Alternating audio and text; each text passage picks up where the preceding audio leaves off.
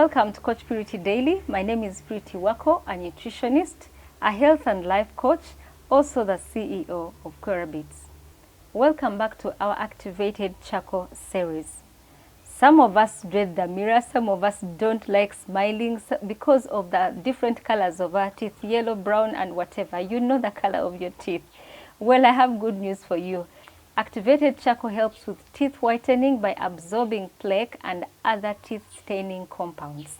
That is one good way for you to whiten your teeth. Make sure you just put a little bit on your toothbrush and brush as usual. There are also toothpastes that have activated charcoal in them.